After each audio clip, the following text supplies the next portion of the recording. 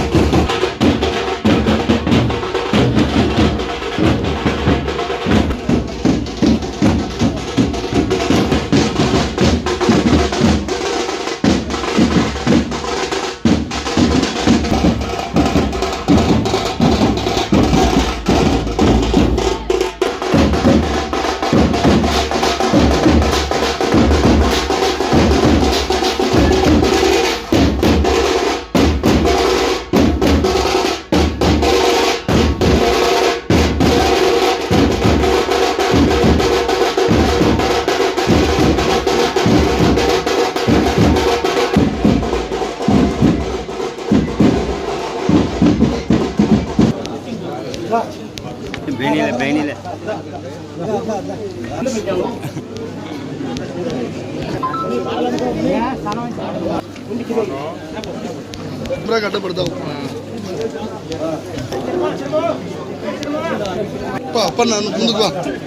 మండలంలో 150 కుటుంబాలు వైసీపీ పార్టీని వదిలేసి తెలుగుదేశం పార్టీలోకి చేరడం జరిగింది.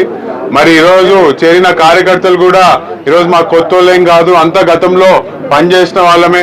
గతంలో చిన్న గ్యాపుల వల్ల మరి ఆ రోజు వైసీపీ పార్టీలో ఉన్న వాళ్ళు తప్పుడు హామీలు ఇచ్చి ప్రభావాలు పెట్టి ఆ రోజు మా దగ్గర నుంచి తీసుకోపోవడం జరిగింది.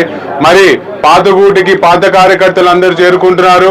ఈసారి నాకు బాగా నమ్మకం ఉంది, మళ్ళీ దొన్నిపాడు భూమా అడ్డాగా మారి మళ్ళీ మా సొంత మండలం అంటే ఏంటో నిరూపిస్తారని కూడా నాకు గట్టి నమ్మకం ఉంది.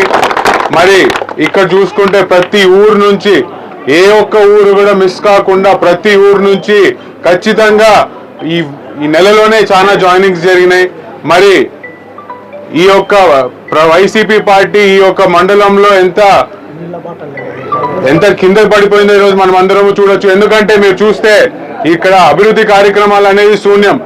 మరి మాకు సంబంధించిన ఊర్లు ఇక్కడ ఎక్కువ ఉండడం వల్లనో ఏమో, లేకపోతే వీళ్ళు వాళ్ళకు ఓట్లు లేరని అనుకున్నారో ఏమో తెలియదు, కానీ అభివృద్ధి కార్యక్రమాలు, రోడ్లు కానీ, ఈరోజు ఇళ్ల పట్టాలు కానీ ఏది చూసినా ఈరోజు ఏ ఊర్లో కూడా ఇయ్యలేని పరిస్థితి. మరి పథకాల విషయానికి వచ్చేసరికి ఈరోజు మీరు చూసుకుంటే వాళ్ళకే ఇచ్చుకుంటున్నారు, కానీ ఎక్కడ నిజమైన జనాలకి, రైతులకి ఈరోజు ఉపయోగపడలేదు ఈ ప్రభుత్వము.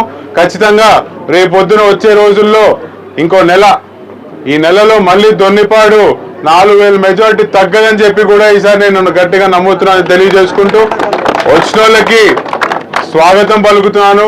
ఈరోజు మనం అందరము పాతోళ్ళమే, అందరం కలిసి పనిచేసి మళ్ళీ మన మండలంని బలంగా నిలబెట్టుకొని ఒక నాయకత్వం సెట్ చేద్దానికి కూడా మేమందరము కష్టపడతామని కూడా తెలియజేసుకుంటున్నాను.